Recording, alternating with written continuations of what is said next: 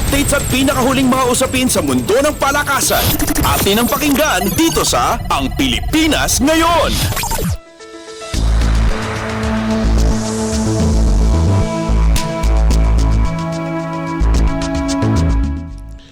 Magandang araw, narito na po ang Sports Balita.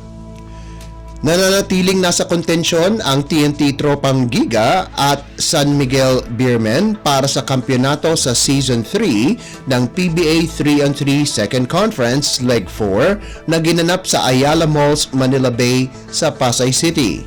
Kapwa nanalo ang dalawang koponan kung saan tinalo ng TNT ang Blackwater Smooth Razor 19-17 at ang Terra Firma Jeep 21-14 para manatiling walang talo sa Pool A. Dahil sa panalo ng Blackwater sa Jeep 21-14, sila ang huling koponan sa kanilang grupo ang nakapasok sa quarterfinals na nakatakda sa Miyerkules sa kaparehong venue. Samantala, tinalo naman ng Beermen ang Cavitex Braves 22-17, Northport Batang Pier 21-16 at Pure Foods TJ Giants 21-19 para pamunuan ang Pool B para umabanse sa susunod na round. Kasama sa quarters ang Braves kung saan tinalo nila ang Pure Foods 21-18 at Northport 21-14. Ang mananalo sa pagitan ng TJ Giants at ng Batang Pier ay ang huling squad sa kanilang grupo na makakapasok sa knockout quarterfinals. Ang MCFA Solver Tech Centrale, Pioneer Elastoseal at Meralco Bolts naman ang pasok sa next round mula sa Pool C. Updates at pinakahuling mga usapin sa mundo ng palakasan. Atin ang pakinggan dito sa Ang Pilipinas Ngayon.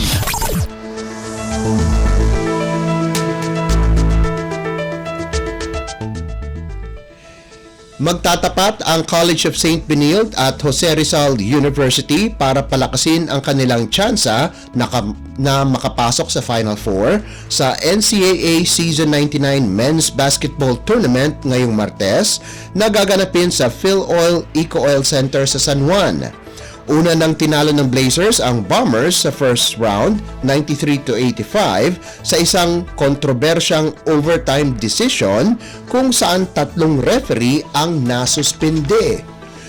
Kasalukuyang may 8-4 win-loss record ang St. Benilde na tabla ang San Beda Red Lions sa ikalawang pwesto habang ang JRU ay nasa ikalimang pwesto sa standings tangan ang 8-5 record. Samantala, umaasa ang University of Perpetual Help System Delta na ipagpatuloy ang kanilang panalo laban sa JRU nitong linggo kung saan makakatapat nila ang Arellano University sa kaparehong araw. Ikalimang panalo ng Altas sa Bombers laban sa 7 talo na mistulang inspired dahil sa pagdating ng alumnus, player ng Barangay Ginebra at Gilas Pilipinas at ngayoy assistant coach ng Perpetual Help na si Scotty Thompson. Updates at pinakahuling mga usapin sa mundo ng palakasan. Atin ang pakinggan dito sa Ang Pilipinas Ngayon.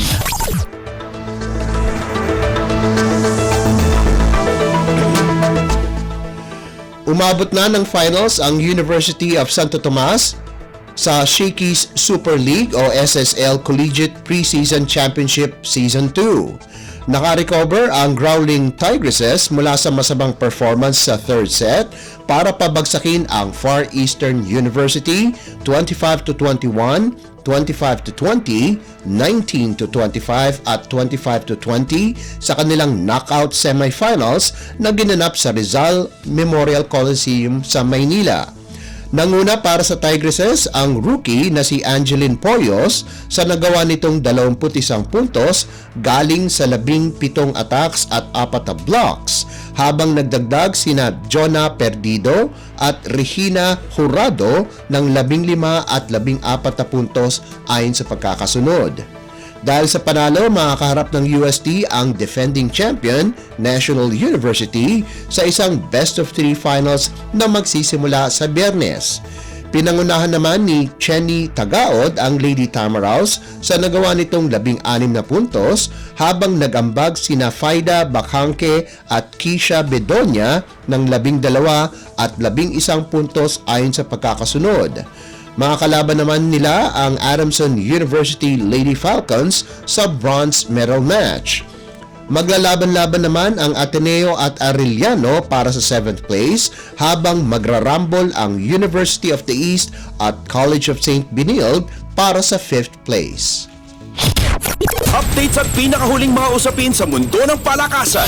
Atin ang pakinggan dito sa Ang Pilipinas Ngayon.